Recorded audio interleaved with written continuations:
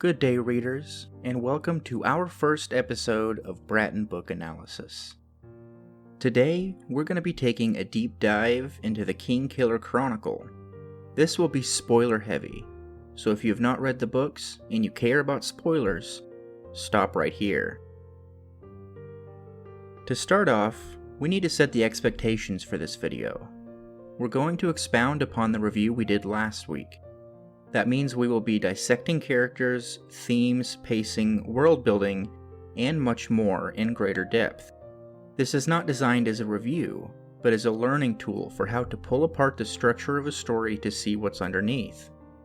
The goal of these is to give you a better understanding of what makes a good story tick, and what some common hang-ups are for when writing a complex narrative. We will go over the good and the bad in detail, and I will provide in-book examples of everything we touched on in the review. So let's get started. Last week, we took the time to lay out how the beginning to the name of the wind worked to set up the overall narrative. I mentioned that I thought the prose was spectacular. Let's take a closer look at why that is the case. To do so, we need to examine the opening words to gain some clarity.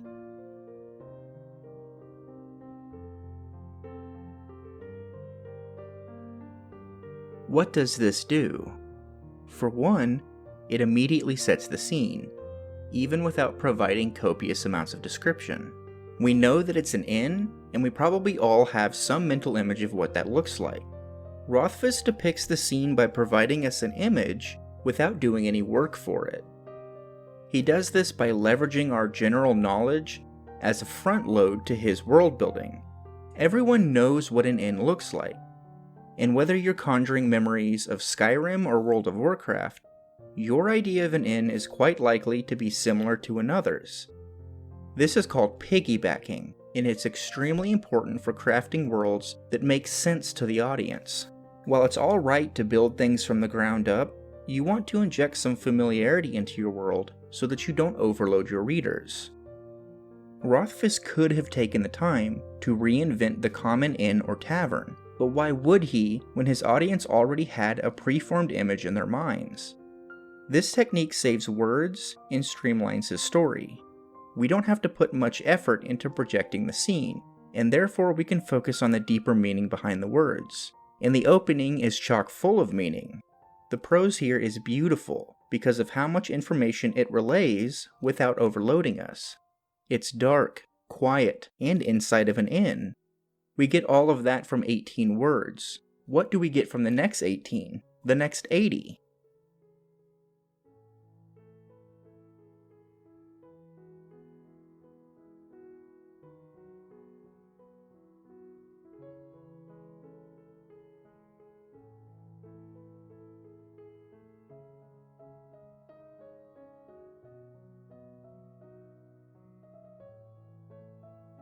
This paragraph asserts a reality.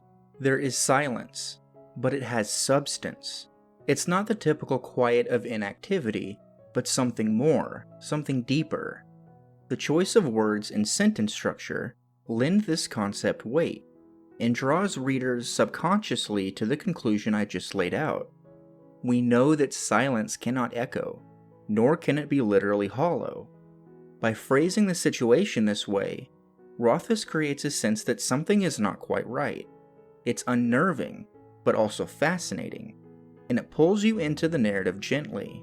Where many novels start mid-action in the hopes of hooking you through sheer force of will, Rothfuss has instead opted for the pull of a slow tide, forceful but gentle. What's more, the description here is minimalist, yet evocative. We all know what fall leaves rustling in a gentle breeze sounds like, and so Rothfuss does not bother to describe it.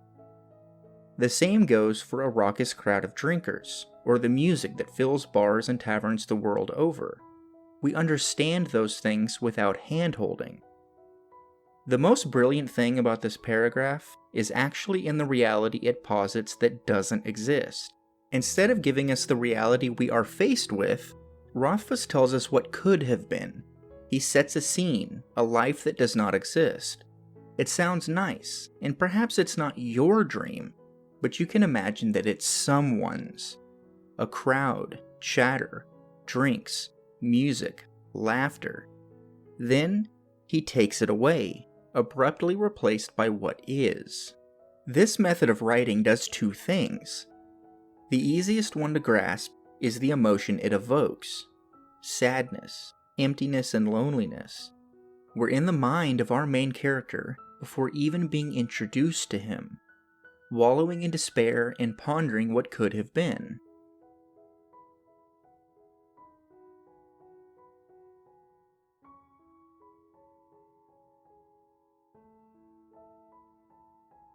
Suddenly, that ethereal silence takes on a different meaning.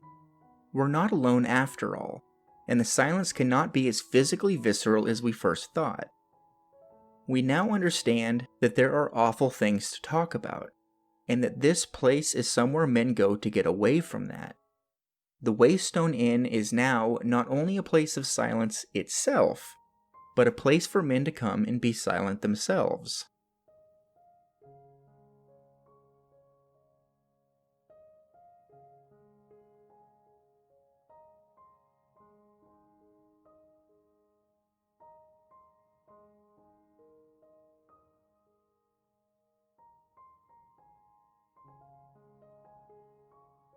And here we are, the culmination of our discussion on silence, the source, this unnamed man, the picture of not only sadness, possibly depression, but apathy. The silence here is deeper, it's quieter, more insidious. It represents what is inside this man, but the silence around him is also caused by that inside of him. This text is more difficult to parse than the previous lines, and there are many interpretations you can draw upon to color your perception. I choose to believe that our protagonist is depressed, and that the misery around him is a physical manifestation of that depression. His desire to be alone, to wallow in his own self-pity. The beauty in this prose is how easily we can form our own opinions. Opinions that will change the way we perceive the rest of the story. Rothfuss primes us to feel with this prologue, but he does not tell us what to feel. What we get after is significantly less evocative. One of the weaknesses that Rothfuss suffers from is awkward or limping dialogue, and the way that he chooses to introduce the rest of the cast of the Waystone timeline uses an unfortunate amount of conversation. It's not that the characters are particularly unlikable, but more that Rothfuss does not give us any reason to feel one way or the other. The first words spoken in the book are world building, as are the next, and you get the idea. Rothfuss has decided that, despite his brilliant use of front-loading in the prologue, we need a huge exposition dump with the opening words of Chapter 1. The amazing part is how well he has hidden it to an uncritical reader. Cobb tells the group a story about Taborlin the Great, sets up magic, introduces us to the Chandrian, and establishes that tinkers are sacred to all within the first few hundred words. While the dialogue is sometimes awkward, especially when conversational instead of declarative, it does a passable job of building up character personalities, even if it does not endear them to us. Here's an example of what I mean.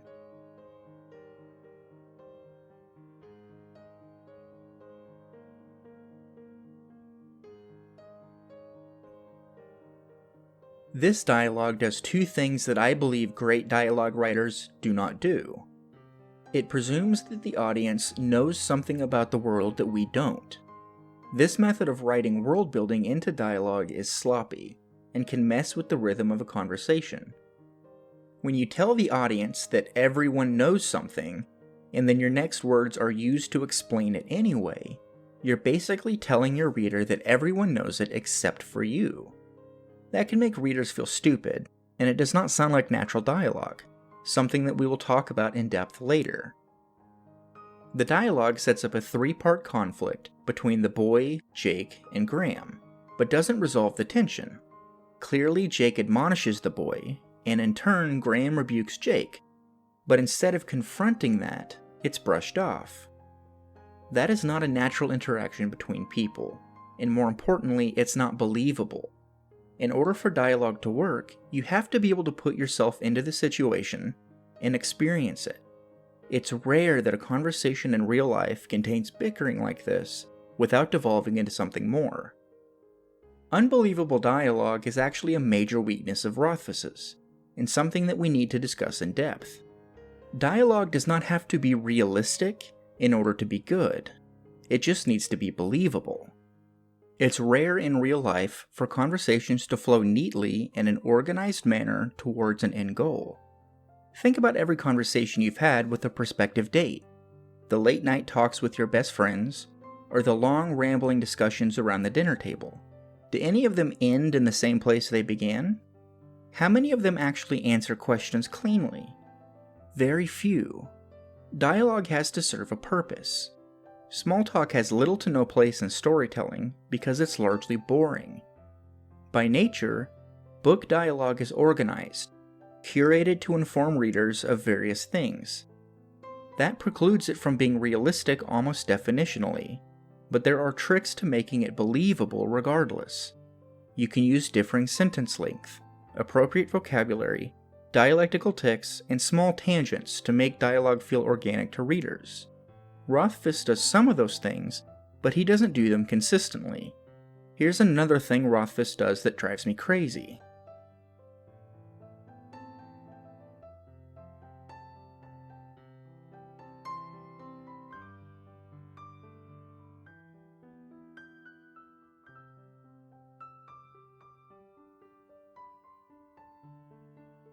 I'm not sure if there's a technical term for this technique. I'm sure there is, but I don't employ it myself, and so I've never had the cause to learn it. Rothfuss does what so many bad daytime soap operas do. He creates an artificial misunderstanding for the sake of drama. The biggest issue with this is that the reader knows it's not real. We know from the jump that there is more to Carter's story than meets the eye, because he says it at the beginning. This is an example of wasted words, but also poor dialogue. Normal people hear, "It's not what you think," and are immediately curious about what it is. Instead, Carter's story is ignored because it's a convenient excuse for more world and character building. This is not necessarily wrong. Something you will learn the more we talk about how to write is that there's no such thing as right or wrong when you're telling a story. Instead, this is a pet peeve of mine, and the fact that Rothfuss is so upfront with it makes me cringe. There are ways to do the same thing in a way that respects our intelligence, and the character's intelligence, such as not letting us know up front that there's more to the story than the initial impression.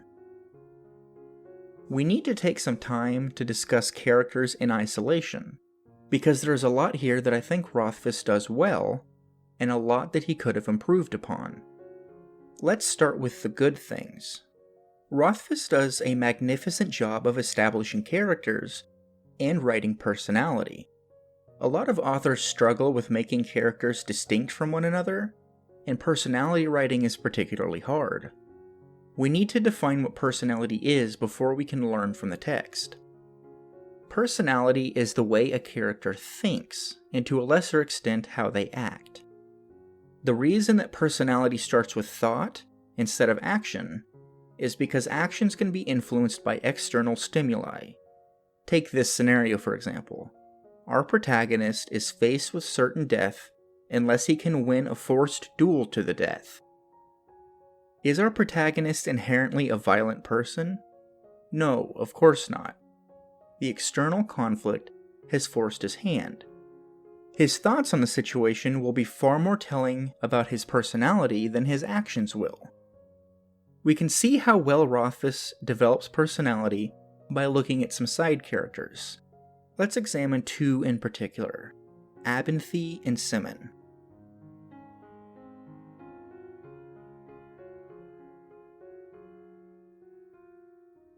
This small paragraph does a lot to set up Abinthy. It is a good example of an acceptable time to tell and not show. Remember how I said there are no real rules? And most importantly, Rothfuss remains faithful to his description throughout the story. Abinthy is part kook, part genius, all character. Here are some examples later in the text, and they feel natural because of this setup.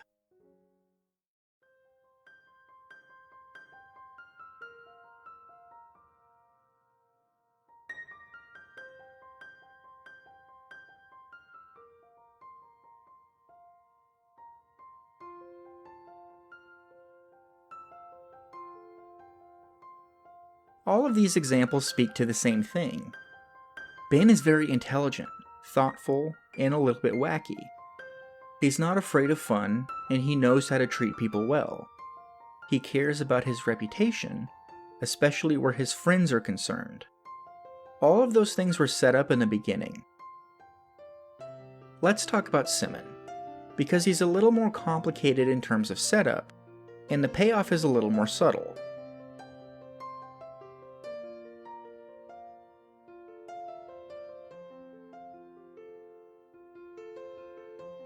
This is a fantastic way to introduce us to a character's personality. Immediately, you probably have a picture painted in your head of who he is. He's sympathetic with someone he only met moments before, and open about his own struggles. He's not afraid to be vulnerable with others.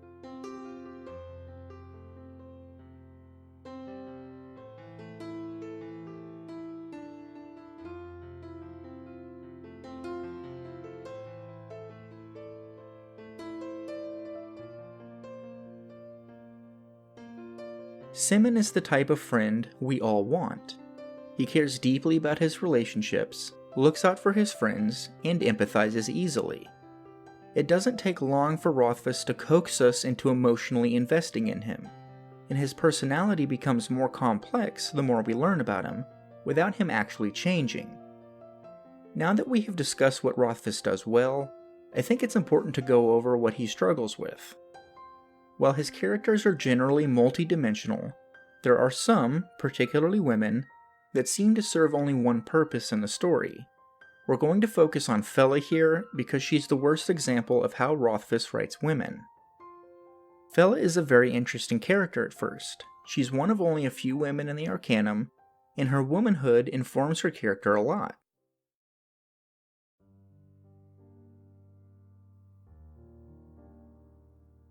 This scene is a perfect example of a few different things. The idea that Fela would be worried about causing a scene is pretty realistic. I would argue that most people don't want to make a public mess, and that many would put up with this and more to avoid it. That said, what we witness here is something I find slightly distasteful. A character that we later come to see as strong and independent has to be rescued by our protagonist. Had she been a man, and Ambrose a woman, would this scene have played out the same way? Unlikely. This is not the only time she needs to be saved, either.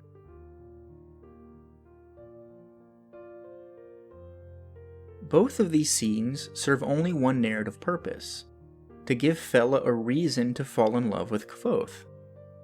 Later in the story, he takes advantage of that more than once to drive the plot. For example, he uses Fela to get access to a blueprint for a gram.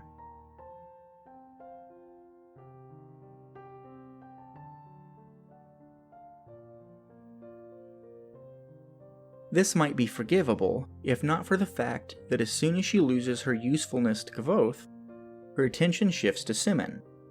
This is poor character writing, and frankly, insulting to the intelligence of the reader. We are smart enough to see that her falling for Kvothe in the first place was little more than fantasy fulfillment disguised as a plot driver.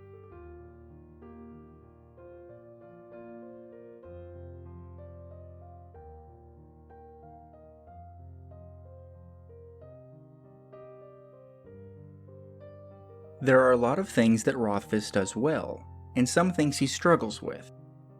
I think his characters are, in large part, deep enough to capture our attention and keep us interested.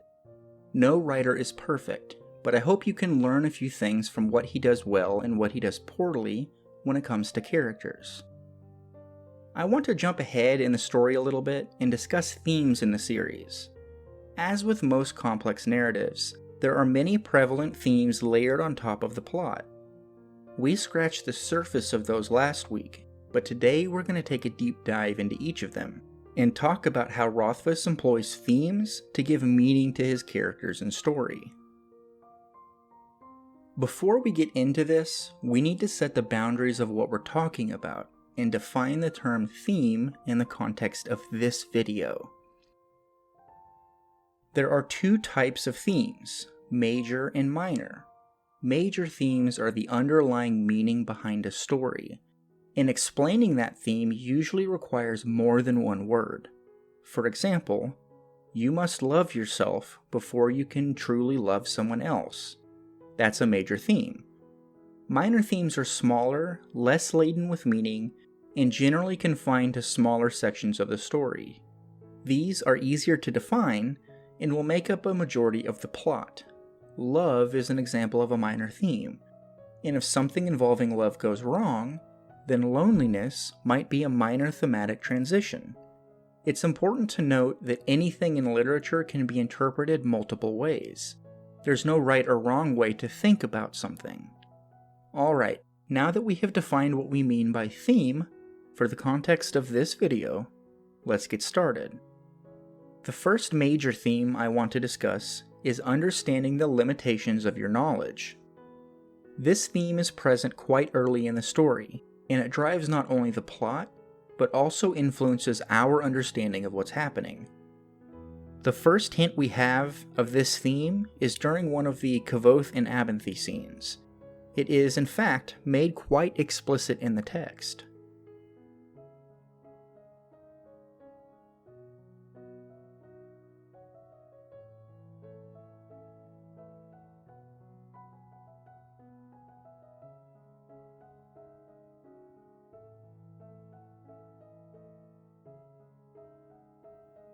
Did you catch it? This is the first moment that Kvothe confronts the limitations of his knowledge and understanding. He recognizes that he has the knowledge to do a thing, but does not stop to think about the consequences of doing it. What Rothfuss does here is brilliant. He gives Kvothe, and we the reader, the knowledge necessary to figure out what Kvothe is doing. What he doesn't give us is the understanding needed to grasp what doing that will do. It ties the theme strongly to the character, and invites us to experience it alongside them. It's brilliant writing, and something I strongly advise you do whenever creating themes in your own work. This will become a recurring struggle for our protagonist, and one that he will have a difficult time learning from. Moving forward, this will be one of the foundational principles upon which Kvothe's character is built. This theme is intimately tied to the next. Knowledge is power. We don't have to look far to see this theme in action either. The example I want to use is a little earlier in the story, but it's almost the perfect set piece to this discussion. Names. Names are an integral part to the story that Rothfuss is telling. The title of the first book should be evidence enough of that. Here's an in-text example.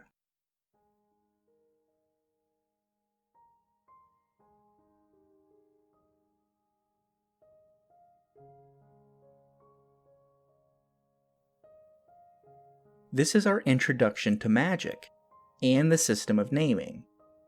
It occurs early in the first chapter, and sets the ball rolling on this theme. The same structure is mirrored later in the story, when Olodin takes Kvothe to the rookery.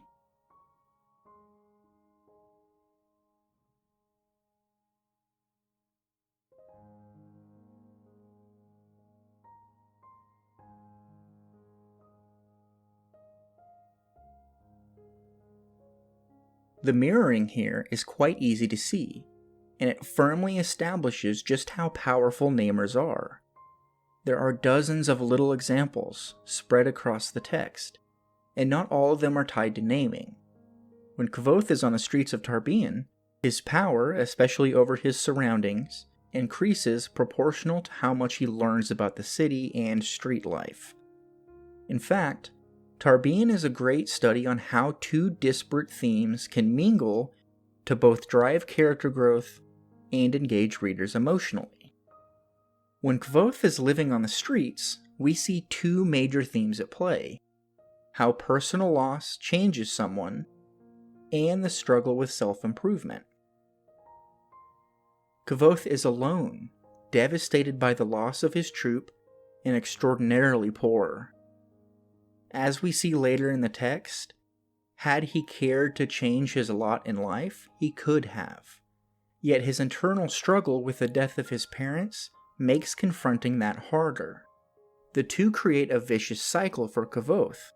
He is sad and therefore he does not have the will to change, but his current conditions make that depression worse. It's not until Kvothe meets Scarpi that things start to change for him. Scarpi helps him awaken his mind and bring him back to himself. The cycle is broken, and we see the two themes we mentioned revealed. Kvothe is not the same person he was 3 years prior. The loss of his family ensured that he could not be. But nor was he the same raggedy, meek boy. Slowly, he begins the journey of self-improvement that makes up the largest part of the books.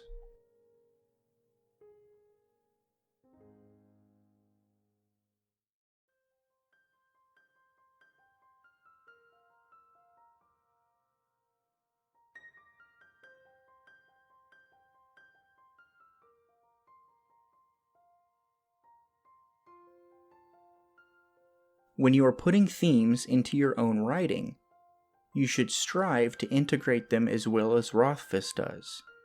Nothing puts readers off so much as being slapped in the face with thematic elements. You want them to be subtle, but not necessarily quiet. The themes in the Kingkiller Chronicle are easy to pick out if you spend the time analyzing the text, but they aren't forceful or gratuitous like you see in some books. The last topic I want to discuss is pacing. This will be the only section where I do not include in-text examples, and it will also be the shortest section of this analysis. The pacing in KKC is all over the place. The first book is a masterclass in pacing. While there are some story beats that feel largely unimportant or even dull, everything has a purpose. The story progresses with a steady rhythm, and there are few in-your-face plot conveniences. The second book is where this breaks down, in large part because of how many plot conveniences there are. The most cited example of this is how Count Threp has a potential patron for Kvothe immediately after he decides to take a semester off. Rothfuss could have shifted things around and created tension and drama with his decision to go to the Manor, but instead he opted to make it a dull plot driver.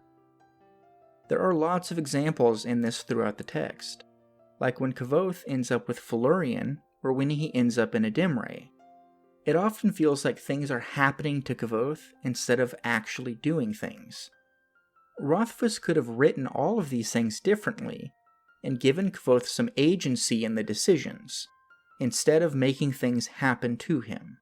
That's going to be it for this analysis. Thank you guys so much for watching, and if you liked this video, please hit the like button and the subscribe button.